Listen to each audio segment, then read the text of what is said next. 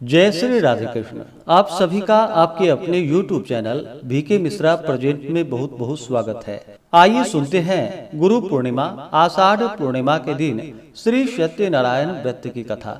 हिंदू धर्म में प्रत्येक पूर्णिमा का बड़ा ही विशेष महत्व माना गया है। उसी प्रकार से आषाढ़ पूर्णिमा गुरु पूर्णिमा का विशेष महत्व माना गया है। इस दिन खास करके गंगा स्नान करना, दान पुण्यों के कार्य करने का, भगवान सत्यनारायण के पूजन का, कथा श्रवण का, भगवान शिव के पूजन का तथा इस दिन गुरु पूर्णिमा होने के कारण गुरु पूजन का बड़ा ही विशेष महत्व माना गया है। इसे व्यास पूर्णिमा के नाम से भी जाना जाता है। इस दिन विशेष प्रकार से अपने गुरुजनों की पूजा भी करनी चाहिए। महर्षि व्यास जो कि आदि गुरु माने गए हैं, इनका पूजन किया जाता है। इस दिन अपने से बड़ों का आदर सम्मान करना चाहिए, उनका भी गुरु तुल्य मान करके पूजन करना चाहिए। जो भी प्रत्येक पूर्णिमा पर व्रत धारण करते हैं और भगवान सत्यनारायण की पूजा करते हैं, कथा आदि श्रवण करते हैं, तो भगवान सत्यनारायण की कृपा से उनके सभी प्रकार के दुख और कष्ट दूर होते हैं। जब भगवान की कृपा होती है तो सभी प्रकार के सुख और समृद्धि की प्राप्ति होती है। तो आइए सुनते हैं गुरु पूर्णिमा आषाढ़ पूर्णिमा के दिन श्री सत्यनारायण व्रत की कथा। तो बोलिए प्रेम से सत्यनारायण स्वामी की जय, भगवान विष्णु की जय, माता लक्ष्मी की जय, गुरुदेव महाराज की जय, सर्वदेवी देवता की जय। कथा के अनुसार एक समय की बात है। नैमिषारण्य तीर्थ में शौनकादि 88,000 ऋषियों ने श्री सूत जी से पूछा कि हे प्रभु, इस कलयुग में वेद विद्या रहित मनुष्यों को भक्ति किस प्रकार मिल सकती है तथा उनका उद्धार कैसे होगा। हे मुनि श्रेष्ठ, कोई ऐसा तप हो तो वह बतलाइए जिसमें कि थोड़े समय से ही पुण्य प्राप्त हो सके, मनोवांछित फल भी मिल जाए। इस प्रकार की कथा सुनने की हम इच्छा रखते हैं। सर्व शास्त्रों के ज्ञाता श्री सूत जी बोले कि हे वैष्णवों में पूज्य, आप सभी ने प्राणियों की हित की बात पूछी है, इसलिए मैं एक ऐसा श्रेष्ठ व्रत को आपको बतलाऊंगा जिसे नारद जी ने लक्ष्मी नारायण जी से पूछा था और लक्ष्मीपति जी ने मुनि श्रेष्ठ नारद जी से कहा था। आप सब इसे ध्यान से सुनिए। एक समय की बात है, योगीराज नारद जी दूसरों के हित की इच्छा के लिए अनेकों लोकों में घूमते हुए मृत्यु लोक में आ पहुंचे। वहां उन्होंने अनेक योनियों में जन्मे प्रायः सभी मनुष्यों को अपने कर्मों द्वारा अनेकों दुखों से पीड़ित देखा। उनका दुख देखकर नारद जी सोचने लगे, ऐसा क्या यत्न किया जाए जिसके करने से निश्चय रूप से मानव के दुखों का अंत हो जाए। इसी विचार पर मनन करते हुए विष्णु लोक में गए। वहां वह देवों के इष्ट नारायण की स्तुति करने लगे, जिनके हाथों में शंख, चक्र, गदा और पद्म थे, गले में वरमाला पहने हुए थे। स्तुति करते हुए नारद जी बोले कि हे भगवान, आप अत्यंत शक्ति से संपन्न हैं। मन तथा वाणी भी आपको नहीं पा सकती। आपका आदि, मध्य तथा अंत नहीं है। निर्गुण स्वरूप सृष्टि के कारण भक्तों के दुख को दूर करने वाले हैं। आपको मेरा नमस्कार है। नारद जी की स्तुति सुनकर भगवान विष्णु बोले कि हे मुनि श्रेष्ठ, आपके मन में क्या बात है? आप किस कारण के लिए यहाँ पर पधारे हैं, उसे निसंकोच होकर हमसे कहिए। इस पर नारद मुनि बोले कि मृत्यु लोक में अनेक योनियों में जन्मे मनुष्य अपने कर्मों द्वारा अनेकों दुखों से दुखी हो रहे हैं। हे नाथ, आप मुझ पर दया रखते हैं तो यह बतलाइए कि वो मनुष्य थोड़े प्रयास से ही अपने दुखों से कैसे छुटकारा पा सकते हैं। भगवान श्री हरि बोले कि हे नारद, मनुष्यों की भलाई के लिए तुमने बहुत ही अच्छी बात पूछी है। जिसके करने से मनुष्य मोह से छूट जाता है, वह बात मैं तुमसे कहता हूँ, उसे सुनो। स्वर्ग लोक व मृत्यु लोक दोनों में एक दुर्लभ उत्तम व्रत है जो पुण्य को देने वाला है। आज प्रेमवश होकर मैं तुमसे वही कहता हूँ। यह व्रत श्री सत्यनारायण भगवान का व्रत है। अच्छी तरह विधान पूर्वक करके मनुष्य तुरंत ही यहाँ सुख को भोग कर मरने पर मोक्ष को पाता है। श्री हरि के वचन को सुनकर नारद जी बोले, उस व्रत का क्या फल है, उसका क्या विधान है, यह व्रत किसने किया था, इस व्रत को किस दिन करना चाहिए, सभी कुछ विस्तार पूर्वक हमसे बतलाइए। नारद जी की बात को सुनकर भगवान श्री हरि बोले, दुख व शोक को दूर करने वाला, यह सभी स्थानों पर विजय दिलाने वाला है। मानव को भक्ति व श्रद्धा के साथ शाम को श्री सत्यनारायण की पूजा धर्म पारायण होकर ब्राह्मणों व बंधु बांधवों के साथ करनी चाहिए। भक्ति भाव से ही नैवेद्य, केले का फल, घी, दूध और गेहूं का आटा सवाया ले। गेहूं के स्थान पर साठी का आटा, शक्कर तथा गुड़ लेकर वह सभी भक्षण योग्य पदार्थों को मिलाकर भगवान को भोग लगाए। ब्राह्मणों सहित बंधु बांधवों को भी भोजन करवाए। उसके बाद स्वयं भोजन करे। भजन कीर्तन के साथ भगवान की भक्ति में लीन हो जाए। इस तरह से सत्यनारायण भगवान का यह व्रत करने पर मनुष्य सारी इच्छाएं निश्चित रूप से पूरी कर सकता है। इस कली काल अर्थात कलयुग में मृत्यु लोक में मोक्ष का यह एक सरल उपाय है। इस प्रकार से श्री सत्यनारायण व्रत कथा में पहले अध्याय की कथा पूर्ण हुई। अब सुनते हैं दूसरे अध्याय की कथा। सूत जी बोले, हे ऋषियों, जिसने पहले समय में इस व्रत को किया था उसका इतिहास मैं कहता हूँ, ध्यान पूर्वक सुनो। सुंदर काशीपुरी नगरी में एक अत्यंत निर्धन ब्राह्मण रहता था। भूख प्यास से परेशान वह धरती पर घूमा करता था। ब्राह्मणों से प्रेम करने वाले भगवान ने एक दिन ब्राह्मण का वेश धारण कर उसके पास जाकर पूछा कि हे विप्र, नित्य दुखी होकर तुम पृथ्वी पर क्यों घूमते हो? दीन ब्राह्मण बोला, मैं निर्धन हूँ, भिक्षा के लिए धरती पर घूमा करता हूँ। हे भगवान, यदि आप इसका कोई उपाय जानते हो तो वह बतलाइए। वृद्ध ब्राह्मण कहते हैं कि सत्यनारायण भगवान मनोवांछित फल को देने वाले हैं, इसलिए तुम उनका पूजन करो। इसे करने से मनुष्य सभी दुखों से मुक्त हो जाता है।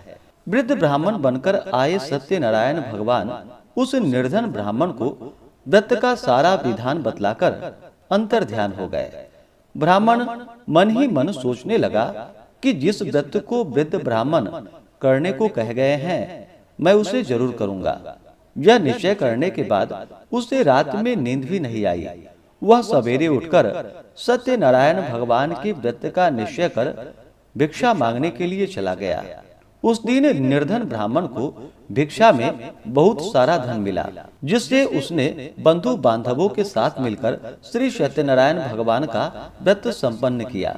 भगवान सत्यनारायण का व्रत संपन्न करने के बाद वह निर्धन ब्राह्मण सभी दुखों से छूट गया और अनेक प्रकार की संपत्तियों से युक्त हो गया।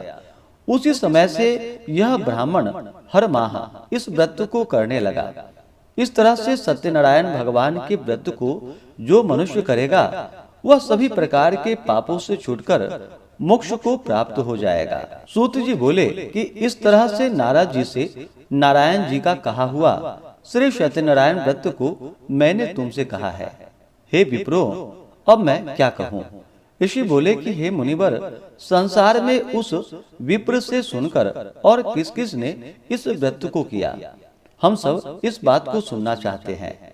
इसके लिए हमारे मन में श्रद्धा और भक्ति भाव है। श्री सूत जी बोले कि हे मुनियों, जिसने इस व्रत को किया है वह सब सुनो। एक समय वही विप्र धन व ऐश्वर्य के अनुसार अपने बंधु बांधवों के साथ इस व्रत को करने को तैयार हुआ।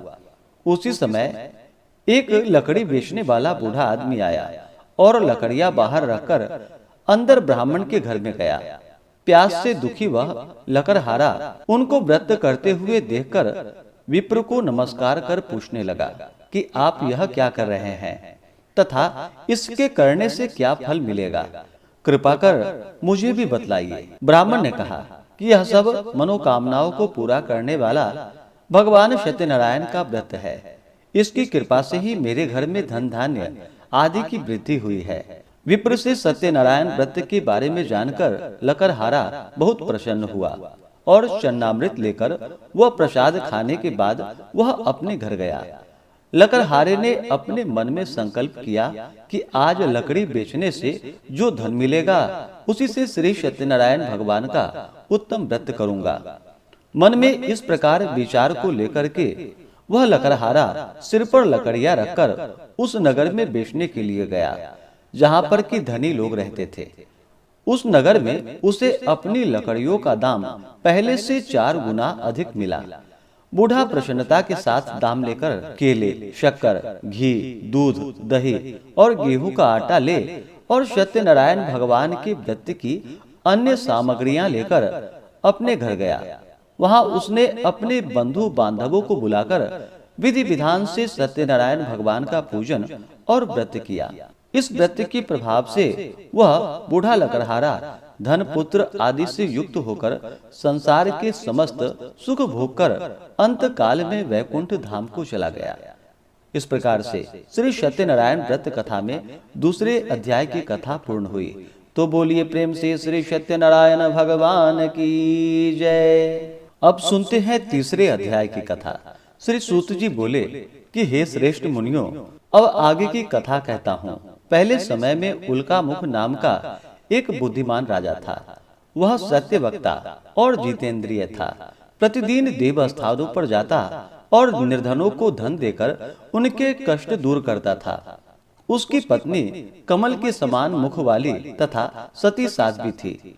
भद्रशिला नदी के तट पर उन दोनों ने श्री सत्यनारायण भगवान का व्रत किया। उसी समय साधु नाम का एक वैश्य आया। उसके पास व्यापार करने के लिए बहुत सा धन भी था। राजा को व्रत करते हुए देखकर वह विनय के साथ पूछने लगा कि हे राजन, भक्ति भाव से पूर्ण होकर आप यह क्या कर रहे हैं? मैं सुनने की इच्छा रखता हूँ, आप मुझे बतलाइए। राजा बोला कि हे साधु, अपने बंधु बांधवों के साथ पुत्रादि की प्राप्ति के लिए एक महाशक्तिमान श्री सत्यनारायण भगवान का व्रत व पूजन कर रहा हूँ। राजा के वचन को सुनकर साधु आदर से बोला कि हे राजन, मुझे इस व्रत का सारा विधान कहिए। आपके कथानुसार मैं भी इस व्रत को करूंगा। मेरी भी संतान नहीं है और इस व्रत को करने से निश्चित रूप से मुझे संतान की प्राप्ति होगी। राजा से व्रत का सारा विधान सुनकर व्यापार से निवृत्त हो वह अपने घर को गया। साधु वैश्य ने अपनी पत्नी को संतान देने वाले इस व्रत का वर्णन कह सुनाया और कहा कि जब मेरी संतान होगी तब मैं इस व्रत को करूंगा। साधु ने इस तरह के वचन अपनी पत्नी लीलावती से कहे। एक दिन लीलावती पति के साथ आनंदित हो सांसारिक धर्म में प्रवृत्त होकर सत्यनारायण भगवान की कृपा से गर्भवती हो गई। 10वें महीने में उसके गर्भ से एक सुंदर कन्या ने जन्म लिया। दिनों दिन वह ऐसे बढ़ने लगी जैसे कि शुक्ल पक्षी की चंद्रमा बढ़ता हो। माता पिता ने अपनी कन्या का नाम कलावती रखा। एक दिन लीलावती ने मीठे शब्दों में अपने पति को याद दिलाया कि आपने सत्यनारायण भगवान के जिस व्रत को करने का संकल्प लिया था उसे करने का समय आ गया है। आप इस व्रत को करिए। साधु बोला कि हे प्रिय, इस व्रत को मैं उसके विवाह पर करूंगा। इस प्रकार अपनी पत्नी को आश्वासन देकर वह नगर को चला गया। कलावती पिता के घर में रहकर वृद्धि को प्राप्त हो गई। साधु ने एक बार नगर में अपनी कन्या को सखियों के साथ देखा तो तुरंत ही दूत को बुलाया और कहा कि मेरी कन्या के योग्य वर देखकर आओ। साधु की बात सुनकर दूत कंचन नगर में पहुंचा और वहां देखभाल कर लड़की के लिए सुयोग्य वणिक पुत्र को ले आया। सुयोग्य लड़के को देख साधु ने बंधु बांधवों को बुलाकर अपनी पुत्री का विवाह कर दिया। लेकिन दुर्भाग्य की बात यह थी कि साधु ने अभी भी श्री सत्यनारायण भगवान का व्रत नहीं किया। इस पर श्री सत्यनारायण भगवान क्रोधित हो गए और श्राप दे दिया कि साधु को अत्यधिक दुख मिले।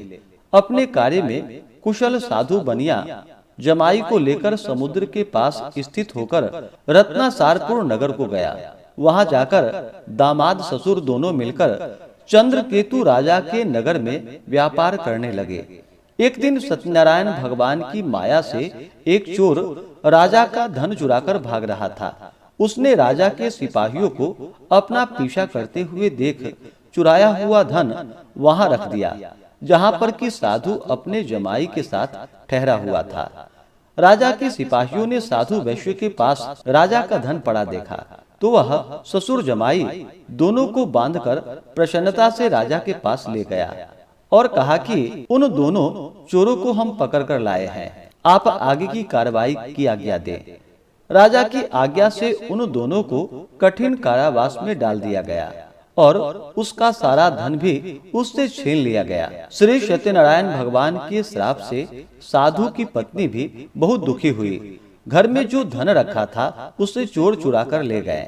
शारीरिक तथा मानसिक पीड़ा व भूख से प्यास से अति दुखित हो अन्य की चिंता में कलावती एक ब्राह्मण के घर गई। वहां उसने श्री सत्यनारायण भगवान का व्रत होता देखा, फिर कथा भी सुनी। वह प्रसाद ग्रहण कर रात को घर वापस आई। माता ने कलावती से पूछा कि हे पुत्री, अब तुम कहाँ थी, तेरे मन में क्या है? कलावती ने अपनी माता से कहा कि हे माता, मैंने एक ब्राह्मण के घर में श्री सत्यनारायण भगवान का व्रत देखा है। कन्या के वचन को सुनकर लीलावती भगवान के पूजन के लिए तैयारी करने लगी। लीलावती ने परिवार व अन्य बंधु बांधवों सहित सत्यनारायण भगवान का पूजन किया और उसने वर मांगा कि मेरे पति तथा जमाई शीघ्र घर को आ जाए। साथ ही यह भी प्रार्थना की कि हम सबका अपराध क्षमा करे। श्री सत्यनारायण भगवान इस व्रत से संतुष्ट हो गए और राजा चंद्रकेतु को सपने में दर्शन देकर कहा कि हे राजन, तुम उन दोनों वैश्यों को छोड़ दो और तुमने उनका जो भी धन लिया है उसे वापस कर दो। अगर ऐसा नहीं किया तो मैं तुम्हारा धन राज्य नष्ट कर दूंगा। राजा को यह सब कहकर वह अंतर ध्यान हो गए। प्रातः काल सभा में राजा ने अपना सपना सुनाया, फिर बोला कि वणिक पुत्रों को कैद से मुक्त कर सभा में ले आओ। दोनों ने आते ही राजा को प्रणाम किया। राजा मीठी वाणी में बोला कि हे महानुभावों, भाग्यवश ऐसा कठिन दुख तुम्हें प्राप्त हुआ है, लेकिन अब तुम्हें कोई भय नहीं है। ऐसा कहकर राजा ने उन दोनों को नए वस्त्राभूषण भी पहनाए और जितना उसका धन लिया था उससे 2 गुना धन वापस कर दिया। दोनों वैश्य अपने घर को चले आए। इस प्रकार से श्री सत्यनारायण व्रत कथा में 3रे अध्याय की कथा पूर्ण हुई। तो बोलिए प्रेम से श्री सत्यनारायण स्वामी की जय। अब सुनते हैं 4थे अध्याय की कथा। श्री सूत जी बोले, वैश्य ने मंगलाचार कर अपनी यात्रा आरंभ की और अपने नगर की ओर चल दिया। उनके थोड़ी दूर जाने पर एक दंडी वेशधारी सत्यनारायण ने उनसे पूछा कि हे साधु, तेरी नाव में क्या है? अभिमानी वणिक हंसता हुआ बोला कि हे दंडी, आप क्यों पूछते हो? क्या धन लेने की इच्छा है? मेरी नाव में तो बेल व पत्ते भरे हुए हैं। वैश्य के कठोर वचन को सुनकर भगवान बोले, तुम्हारा वचन सत्य हो। दंडी ऐसे वचन को कहकर वहां से दूर चले गए। कुछ दूर जाकर समुद्र के किनारे बैठ गए। दंडी के जाने के बाद साधु वैश्य ने नित्य क्रिया के पश्चात नाव को ऊंचा उठा हुआ देखकर अचंभा किया और नाव में बेल व पत्ते आदि को देखकर वह मूर्छित होकर जमीन पर गिर पड़ा। मूर्छा खुलने पर वह अत्यंत शोक में डूब गया। तब उसका दामाद बोला कि आप शोक न मनाए, यह दंडी का श्राप है, इसलिए हमें उनकी शरण में जाना चाहिए, तभी हमारी मनोकामना पूरी होगी। दामाद की बात को सुनकर वह दंडी के पास पहुंचा और अत्यंत भक्ति भाव से नमस्कार करके बोला, मैंने आपसे जो जो असत्य वचन कहे थे उसके लिए मुझे क्षमा कर दे। ऐसा कहकर महान शोकातुर होकर वह रोने लगा। तब दंडी भगवान बोले कि हे वणिक पुत्र, मेरी आज्ञा से बार बार तुम्हें दुख प्राप्त हुआ है, तू मेरी पूजा से विमुख हुआ है। साधु बोला कि हे भगवान, आपकी माया से ब्रह्मा आदि देवता भी आपके रूप को नहीं जान सकते, तब मैं अज्ञानी कैसे जान सकता हूँ? आप प्रसन्न होइए। अब मैं सामर्थ्य के अनुसार आपकी पूजा करूंगा, मेरी रक्षा कीजिए और पहले के समान नौका में धन भर दीजिए। साधु वैश्य के भक्ति पूर्वक वचन को सुनकर भगवान प्रसन्न हो गए और उसकी इच्छानुसार वरदान देकर अंतर ध्यान हो गए। ससुर जमाई जब नाव पर आए तो नाव धन से भरी हुई थी। फिर वहीं अपने अन्य साथियों के साथ सत्यनारायण भगवान का पूजन कर अपने नगर को चल दिया। जब नगर के नजदीक पहुँचे तो दूत को घर पर खबर करने के लिए भेज दिया। दूत साधु की पत्नी को प्रणाम कर कहता है कि मालिक अपने दामाद सहित नगर के निकट आ गए हैं।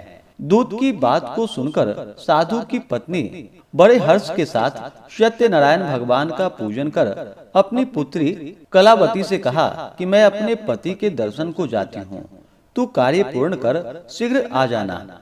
माता के ऐसे वचन को सुनकर कलावती जल्दी में प्रसाद छोड़कर अपने पति के पास चली गई। प्रसाद की अवज्ञा के कारण श्री सत्यनारायण भगवान रुष्ट हो गए और नाव सहित उसके पति को पानी में डुबो दिया। कलावती अपने पति को वहां न पाकर रोती हुई जमीन पर गिर गई। नौका को डूबा हुआ देखकर वह कन्या को रोता हुआ देखकर साधु दुखी होकर बोला कि हे प्रभु, मुझसे तथा मेरे परिवार से जो भूल हुई है उसे आप क्षमा कीजिए। साधु के दीन वचन को सुनकर श्री सत्यनारायण भगवान प्रसन्न हो गए और आकाशवाणी हुई कि हे साधु, तेरी कन्या मेरे प्रसाद को छोड़कर आई है, इसलिए उसका पति अदृश्य हो गया है। यदि वह घर जाकर प्रसाद खाकर लौटती है तो उसे उसका पति अवश्य प्राप्त होगा। ऐसी आकाशवाणी को सुनकर कलावती घर पहुंचकर प्रसाद खाती है और फिर अपने पति के दर्शन करती है। इसके बाद साधु अपने बंधु बांधवों सहित श्री सत्यनारायण भगवान का विधि विधान से पूजन करता है और इस लोक का सुख भोग कर अंत में स्वर्ग को जाता है। इस प्रकार से श्री सत्यनारायण व्रत कथा में चौथे अध्याय की कथा पूर्ण हुई। तो बोलिए प्रेम से श्री सत्यनारायण स्वामी की जय। अब सुनते हैं 5वें अध्याय की कथा। सूत जी बोले कि हे ऋषियों, मैं और भी एक कथा सुनाता हूँ, उसे भी ध्यान पूर्वक सुनो। प्रजा पालन में लीन तुंग ध्वज नाम का एक राजा था। उसने भी भगवान का प्रसाद त्याग कर बहुत दुख पाया। एक बार वन में जाकर वन्य के पशुओं को मारकर वह बड़ के पेड़ के नीचे आया। वहां उसने ग्वालों को भक्ति भाव से अपने बंधुओं सहित सत्यनारायण भगवान का पूजन करते हुए देखा। अभिमानवश राजा ने उन्हें देखकर भी पूजा स्थान में नहीं गया और न ही उसने भगवान को नमस्कार ही किया। ग्वालों ने राजा को प्रसाद दिया, लेकिन उसने वह प्रसाद नहीं खाया और प्रसाद को वहीं पर छोड़कर अपने नगर को चला गया। जब वह नगर में पहुंचा तो वहां सब कुछ तहस नहस हुआ पाया, तो वह शीघ्र ही समझ गया कि यह सब भगवान ने ही किया है। वह दोबारा ग्वालों के पास पहुंचा और विधि पूर्वक पूजा करके प्रसाद खाया, तो सत्यनारायण भगवान की कृपा से सब कुछ पहले जैसा हो गया और दीर्घ काल तक सुख भोगने के बाद मरणोपरांत उसे स्वर्ग की प्राप्ति हुई। जो मनुष्य परम दुर्लभ इस व्रत को करेगा तो भगवान सत्यनारायण की अनुकंपा से उसे धन धान्य की प्राप्ति होगी। निर्धन धनी हो जाता है और भय मुक्त हो जीवन जीता है। संतानहीन मनुष्य को संतान सुख प्राप्त होता है और सारे मनोरथ पूर्ण होने पर मानव अंत काल में वैकुंठ धाम को जाता है। श्री सूत जी बोले, जिन्होंने पहले इस व्रत को किया है, अब उनके दूसरे जन्म की कथा कहता हूँ। वृद्ध सतानंद ब्राह्मण ने सुदामा का जन्म लेकर मोक्ष की प्राप्ति की। लकरहारे ने अगले जन्म में निषाद बनकर मोक्ष को प्राप्त किया। उल्का मुख नाम का राजा दशरथ होकर वैकुंठ को गए। साधु नाम के वैश्य ने मोर ध्वज बनकर अपने पुत्र को आरे से चीरकर मोक्ष पाया। महाराज तुंग ध्वज ने स्वयंभू होकर भगवान में भक्ति युक्त हो कर्म कर मोक्ष को प्राप्त किया। इस प्रकार से श्री सत्यनारायण व्रत कथा में 5वें अध्याय की कथा पूर्ण हुई। तो बोलिए प्रेम से श्री सत्यनारायण भगवान की जय। भगवान विष्णु की जय। माता लक्ष्मी की जय। सर्वदेवी देवता की जय। तो आशा करता हूँ कि यह जानकारी आपको अच्छा लगा हो।